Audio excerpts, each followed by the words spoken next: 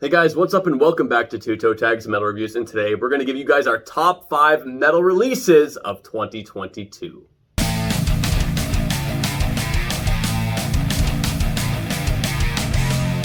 So, name-wise, it's been a pretty intense year in metal, I must say, and we're going to kick it off with our number 5 of the year. So I'll start it off. My number 5 album of the year is not an album that was really on my radar, but once it came out, especially considering what came out around the time this album was released, I was not expecting it to be as good as it was. And it was an album that was just so consistently great all the way through. And I'm honestly super glad I got to see some of these songs live this year. My number 5 album of the year is The Chosen by Enterprise Earth. Nice pick.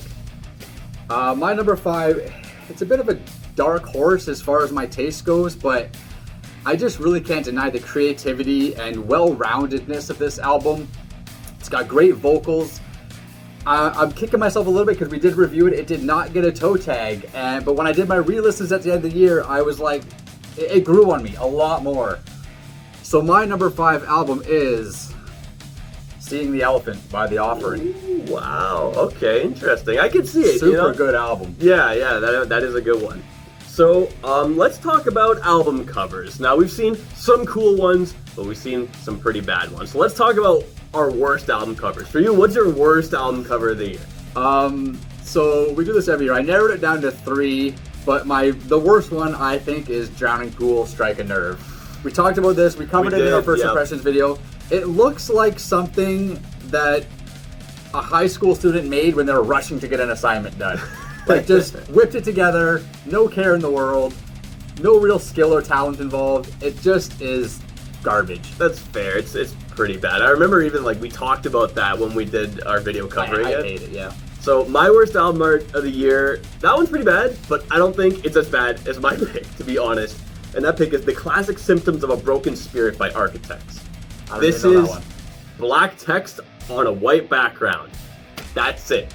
That's the album art with a white logo. Good luck finding that, by the way. Yeah. It's just I look at that and I'm like, there's nothing here. It's literally, at least with Strike a Nerve, there's a graphic there. There's something to look at. It's okay, there's a nerve, it's whatever. Yeah. This is nothing. Yeah. There's nothing there. Just to add a little bit to this, there's 2 bands that I feel like will agree on this that should have amazing artwork, but also both had really shit artwork, and that was Slipknot and Korn. Yeah. I feel like that's inexcusable. Yeah. I mean, just, it is whatever. Slipknot's looked more like, it was pretty much the same as the Chapeltown Rag single, and I'm like, yeah, that's cool for a single. Oh, that's the album art. Oh, okay. And Korn's was just yeah, squishing a baby. Anyways, let's get to number 4. So, I'll go first. My number 4 album was a total surprise for me. This is an album that I know a lot of people probably don't know about or haven't listened to, and I'm hoping you listened to it at some point, but I'm not sure if you did. It's an album that captures the serenity of a peaceful and undisturbed wilderness, but also has this raw, unfiltered savagery of war. And they're married together in this unique blend of, basically it's indigenous folk and black metal. My number 4 pick is Black Braid 1 by Black Braid. That I did so good. Read a little bit about that album. I didn't get the chance to check it out yet, and I still have to. But I remember reading about it. Okay, this Black Braid, I gotta check it out. Just didn't get the chance. There's just so many records this year to keep track of, right? It's so good, man. It's it sounds like basic, typical black metal, but with a lot of freshness in there. And it's a solo project. It's a one-man project, and it's just I feel so at peace listening to it. It's very good. You give it a really interesting description. A big surprise. Yeah, I can't praise it enough. Good solid album. It would be higher on my list if it wasn't only 36 minutes long. It's too short. Oh, yeah, that's short. It's 6 songs, 36 minutes, yeah. So my number 4 album of the year is an album that also kind of caught me by surprise. It's a band that I knew of, but never really checked out. And when I checked out this album, it just blew my mind really quickly. And it is now being reviewed. As the week went on, I was just falling in more and more love with this album. It's so powerful. There's a lot going on. I feel like this album has just an incredible range of stuff. My number 4 album of the year is Overgiven Hatin' by Soilwork. Solid. Great one. So We talked about worst album cover of the year. We did. What about best album cover of the year? You know, this was really hard. It was really... There's a lot of good album art out there. There's so much good album art, and I remember at one point kind of sitting there looking at like these 6 album arts thinking, oh, which one? But I was able to narrow it down. My best album art is The Chosen by Enterprise Earth. I feel like that album art looks great on a first look. That with the red tears on the blue background like really stands out. Yeah. And if you look at it more deeply, you see the logo in the top left and right, which looks cool. You don't expect that. And all the people around the ones in the middle are all these cool looking demons. I didn't even realize that until I looked at it more closer. But wow, there's plenty of great ones, but that one stood out to me the most. Just the more well-rounded. I was looking at, like, there's, like you said, there's tons of great album art this year. I tend to gravitate more towards gruesome stuff. So my pick is Morbid Triumphant by Autopsy. I think that's a really cool album art. It's got this, he's like a skeleton, he's wearing a cloak of stitched up faces. Yeah, that one. And he's got these 2 goons who have already had their faces carved off, and they're carving off somebody else's face, and there's corpses in the background with no face. Just a really cool, gruesome imagery, but the colors pop, it's really well done. I'm pretty sure it's painted, maybe digital, or I don't know. But it just stood out to me a slight smidgen more than a lot of the other great artworks we saw this year. You know, I really do think colors make a lot. Like, you can have a really gruesome looking album art, but if the colors don't pop, it kind of just looks flat. It's right, exactly. And like you talked about the red and blue, that's like a nice contrast that kind of go well together. Yeah. Yeah, so good choice by you, I think, and I think good choice by me too, obviously. One thing I want to mention before you get to number 3 is, though, is forgot to mention at the beginning, we don't know each other's top 5. Yeah, we don't know. I don't know his, he doesn't know mine. Just so you guys know, mine's are a surprise for him, his are a surprise for me. Exactly. So, your number 3, sir. Number 3 of the year is an album I've been looking forward to for a while. Ever since it was announced and then delayed, and I'm thinking, man, really? So it's been a long time coming for this album, and it's just insane how this band has such a big history, and this new release is just one of their absolute best. So many songs are mind-blowing. It kind of really just, if you fell out of love with this band, this album will make you fall back in love. My number 3 album of the year is The Sick, The Dying, and The Dead by Megadeth. That is a very good choice. That album is sick, and it's dying and it's dead.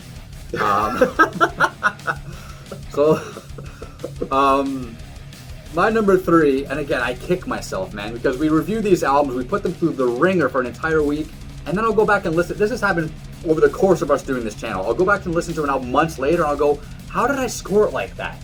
I feel so much differently about it now than I did then. So my number 3 is an album that we reviewed, didn't get a toe tag for me, but now I wish I had given it one, because it is super solid, from beginning to end, filled with bangers, tons of diversity on this album, full of just punch you in the face content. I love this album. Shame I didn't give it a toe tag, but it's my number 3 pick of the year. Oh, What the Future Holds by Fit for an Autopsy. Wow, that's interesting. This album, I don't know, I must have been on some shit that week because I think I gave it like a 6. You gave it like a 6 or a 7, like 6 or a 7, like generally favorable. But man, after listening to it again, I was like, what was I thinking? Like, this is just banger after banger after banger, tons of unique stuff. I was crazy when I reviewed that album, but it is solid. That is also a great pick. That album was so good when it came out. Oh my gosh. So let's talk about music videos. And there's been we react to so many videos, guys, but if you could pick one, what would be your favorite? Okay, so this is a pretty easy pick for me. One jumps to my head immediately, and I'm wondering if you picked the same one. You know what? I was thinking the same thing, because I figured it out. I'm like, okay, this is definitely my undisputed number 1. I wonder if he picked the same one. Okay, well, I'm just going to say what I picked. Capable of Violence by Suicide Silence. My favorite music video of the year.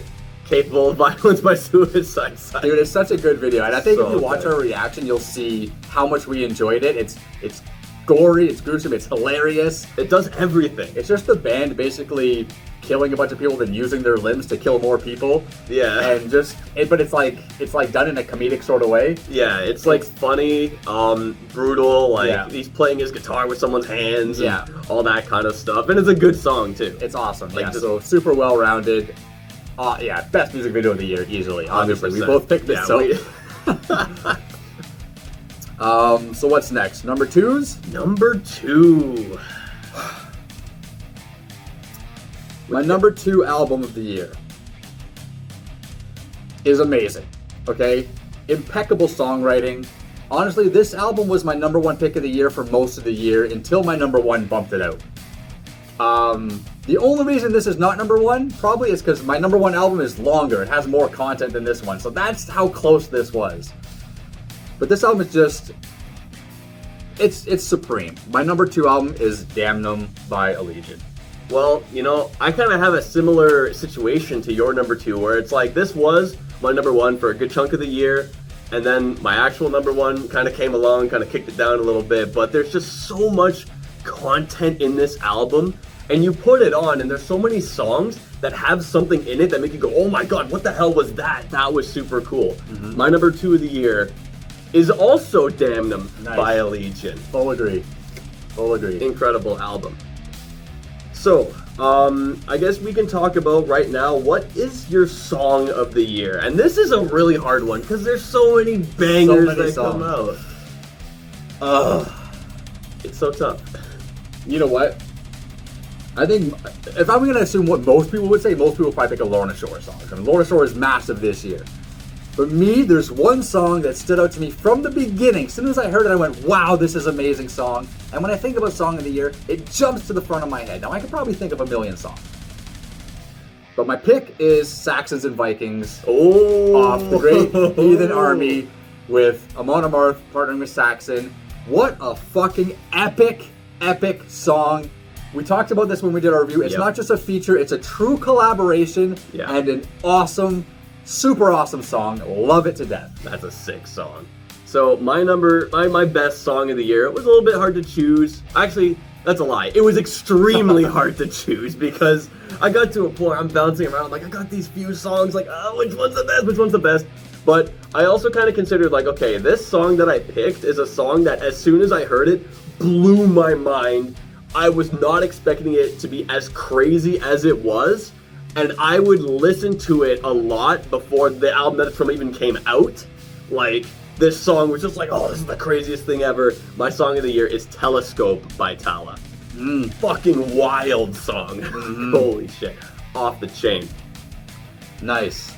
So before we get to number 1, let's talk about a few stats. We like to talk about channel stats. We've got just a few here to share with you guys. Our most covered band of the year was Lorna Shore. We did 7 Lorna Shore videos, 6 reactions, plus the review of Pain Remains.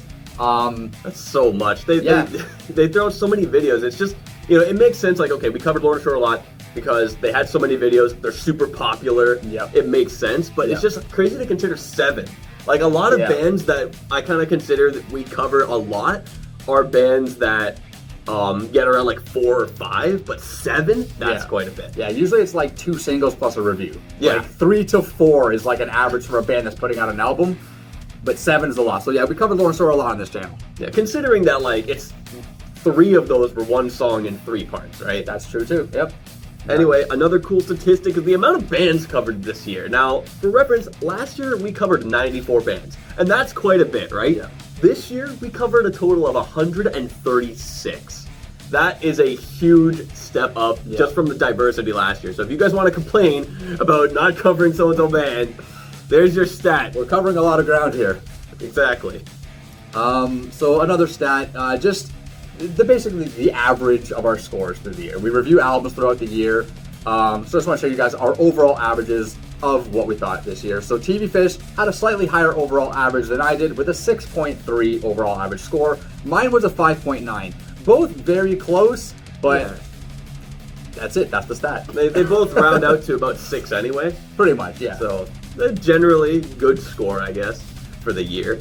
Another thing to mention is how many reactions we did. Now reactions, we do more reactions than anything else, right? It's just, we get so many of those out. Yeah. And last year, we did 101 reactions, which is a lot. Yeah. This year, we did more. We did 118 reactions. So that's just a lot of music video watching. It is. So we're not going to do the number 1s yet. We're almost there. Almost there. Almost. HM's first. Honorable mentions. So, you know, it's really hard with honorable mentions because sometimes an honorable mention it's like, oh, I want to make it top 5, but it's just not. So, my 3 honorable mentions are The End So Far by Slipknot, Zeit by Rammstein, and Cancer Culture by Decapitated. Very nice. I also have Cancer Culture by Decapitated as an honorable mention. I have The Chosen by Enterprise Earth as an honorable mention. And I have Ritual Hymns by Worm Shepherd also as an honorable mention. All 3 great albums, all 6 great albums. Just not quite top 5 caliber for this year. But all Really not. really solid, good albums. So I think now it's time for us to show you guys our number 1 albums of the year. I guess I'll start it off with an album that's very special to me. Ever since it was announced, I was counting down the days to its release. I already know what it is. And yeah, you already know what's coming. You know, it's just an incredible album, front to back, ridiculous the entire time. Thus, the head spits pain and the Bolaram pages, The Generation of Danger by Tala is my number 1. Yeah. That was, hate to say it, but predictable. Yeah, I mean, you know. Fair enough. Deserving. I'm not going to say a lot about my number 1 album. I just feel like it's the full package. It's full of energy. It's full of power. It's full of grace. My number 1 album, and this might surprise you and some other people, Overgiven Hidden by Soilwork. Wow, Holy number 1? fuck, dude. It's great. No, it's on my top 5. And that one I'm proud. We gave that one a toe tag. It's on Toe Tags list. It is. And it is supreme. Yeah, it is beautiful supreme. album. Beautiful album. When I said grace, I really wanted to emphasize that word because that's not a word you use with metal a lot. No. This album has that. It's got energy, power, and grace. The melodies of that album are so melodies, beautiful. songwriting, top notch all around. Slightly nudged out Damn Them because it's longer. It's got more songs and it's like 5 or 6 minutes longer in length, which technically means it's got more content. Yeah. So that's why it edits out Damn Them, but honestly, Yeah. Overgiven Hidden. Fucking wow. Well, there's our top 5s, but we're going to talk about what albums, I guess, were surprises and disappointments for this year. So what would you say this year is an album that really kind of disappointed you? You know, what wasn't up to snuff for you this year? The most disappointing album for me is The Nothing by Korn. The Nothing was the last record. This year was Requiem. Sorry, Requiem. The Nothing got 2 toe tags. That's what I meant to say. The Nothing got 2 toe tags. That was their last album. Requiem this year got a 4. Super disappointing. Korn's a band that I think should be nailing high caliber records. And if you watch our review for that album, I made comments about it sounds like they rushed it. It sounds like they didn't care. It sounds like there was no emotion in it. And that's very disappointing as a fan of a band, so that's my most disappointing album of this year. Yeah, my most disappointing album of the year is the same album, Requiem by Korn. Yeah. As a Korn fan, this band kicks ass. They've made incredible albums that we reviewed. We reviewed The Nothing, and it got 2 toe tags. Yeah. Awesome album. Requiem, just to me, if you watch a review, I mentioned this there, felt like B-sides. Felt like B-sides of the last 2 records. I'm like, this does not have any of the power that a strong Korn album has. Yeah. It's lacking, you know? What was your biggest surprise album of 2022? You know, I don't know if this will surprise you, my answer, but I think you'll be proud of it. This is an album that you showed me. You said, hey, check this out. And I'm like, okay, I've never heard of this band in my life. I know what you're going to pick. And I put it on and I'm like, oh my God, this is great. The album is Pandemonium by Goth Minister. Yeah. That album is awesome, and I was not expecting it. Yeah. I didn't know what to expect, and that's like one of the best surprises you can get when you don't know what to expect. So it's funny because that was almost going to be my pick as well, because I had the same thing. I never heard of it, checked it out, and went, holy crap, that's awesome. Then I recommended it to you, and you checked it out.